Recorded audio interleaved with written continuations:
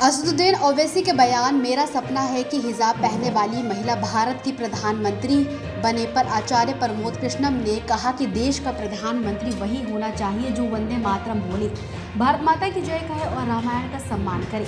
उन्होंने कहा कि हैदराबाद वाले वही करना चाहते हैं जो बंगाल में हो रहा है और धीरे धीरे देश को कट्टरपंथ की दिशा में ले जाना चाहते हैं। बाबरी मस्जिद फैसले पर उन्होंने कहा कि सुप्रीम कोर्ट का फैसला सनातन धर्म और भारत की अस्मिता को बचाने वाला था, इसे गलत बताना देश की एकता को तोड़ने जैसा है। समाजवादी पार्टी पर भी उन्होंने हिंदुओं को बांटने और सत्ता पाने का आरोप लगाया है।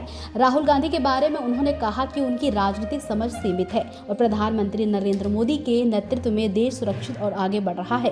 टैरिफ को लेकर उन्होंने कहा कि 50% से घटकर 18% करने का फैसला भारत की जनता के हित में है, जिसे राहुल गांधी सही तरीके से समझ नहीं पा रहे हैं। देखिए, देश का प्रधानमंत्री वो बनना चाहिए जो वंदे मातरम गाता हो। देश का प्रधानमंत्री वो बनना चाहिए जिसके हाथ में रामायण हो। देश का प्रधानमंत्री वो बनना चाहिए जो भारत माता की जय बोलता हो। देश का प्रधानमंत्री वो बनना चाहिए जो इस मातृभूमि की वंदना करता हो। देश का प्रधानमंत्री वो बनना चाहिए जो भारत को विश्व गुरु बनाना चाहता हो।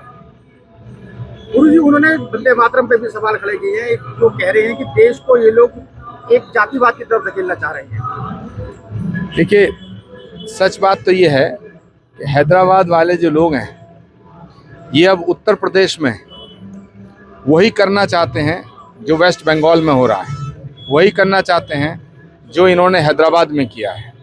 और ये धीरे धीरे पूरे देश को तालिबान बनाना चाहते हैं, धीरे धीरे पूरे देश को ये कट्टरपंथ के रास्ते पे ले जाना चाहते हैं। ओवैसी साहब बहुत अच्छे वकील हैं, पता नहीं उन्हें क्या हो गया है। अगर एक बार ओवैसी वंदे मातरम बोल दें तो सबसे पहला समर्थन ओवैसी साहब का मैं करूंगा। कहते हैं कि बाबरी मस्जिद का फैसला जो है सुप्रीम कोर्ट ने गलत लिया था, इस पे क्या आपकी राय है, क्या कहेंगे? ये तो सुप्रीम कोर्ट को सोचना चाहिए। सुप्रीम कोर्ट को इस बयान के बाद ओवैसी साहब के खिलाफ कार्रवाई करनी चाहिए, उनकी सदस्यता रद्द होनी चाहिए। भारत की सर्वोच्च अदालत के फैसले को गलत फैसला करार देना ये देश के माहौल को बिगाड़ने जैसा है, पूरे भारत के सामाजिक समरसता और ताने बाने को तोड़ने जैसा है। ओवैसी साहब के खिलाफ कार्रवाई होनी चाहिए। जहाँ तक बाबरी मस्जिद का सवाल है, बाबर एक लुटेरा था, बाबर के नाम पर मस्जिद भारत में कलंक थी। सुप्रीम कोर्ट ने वहाँ श्री राम जन्मभूमि के मंदिर का निर्माण का फैसला करके भारत की अस्मिता, अस्तित्व और सनातन को बचाने का काम किया है। अच्छा, अभी मुक्तेश्वर को लेकर सीएम ने भी चुप्पी जो शादी हुई थी वो कल विधानसभा में खुलकर बोले हैं और वही समाजवादी पर तंज कसते हुए कहा है उन्होंने कि अपनी सरकार में अभी उनको शंकराचार्य कहते हैं, तो अपनी सरकार में लाठियां चार्ज की और जो है उन पर FIR लॉन्च की। समाजवादी पार्टी हिंदुओं को बांटना चाहती है, समाजवादी पार्टी हिंदुओं का विभाजन करके सत्ता पाना चाहती है। लेकिन अब ये हिंदू समाज को सोचना है कि उसे बंटना है, घटना है या कटना है। अच्छा, राहुल गांधी को लेकर क्या कहेंगे? राहुल गांधी ने कहा है कि प्रधानमंत्री धोखा दे रहे हैं, बाहर से अमेरिका के साथ डील हुई है उसको 0% पे ले रहे हैं और अपना माल 18% में बेच रहे हैं, किसानों को नुकसान हो रहा है। राहुल गांधी एक लाइलाज बीमारी हो चुके हैं, वो एक ऐसी बीमारी हो चुके हैं जिसका इलाज संभव नहीं है, और अगर कोई उनका इलाज कर सकता है वो भारत की जनता है। राहुल गांधी का इलाज करना ना सरकार के हाथ में, ना संसद के हाथ में।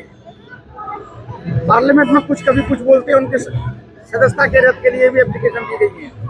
भगवान से प्रार्थना करो कि राहुल गांधी जी को सद्बुद्धि दे। अच्छा, बांग्लादेश पर 0 टैरिफ और भारत पर 18 टैरिफ निर्यात पर राहुल गांधी लगातार आवाज उठा रहे हैं, क्या कहेंगे आप?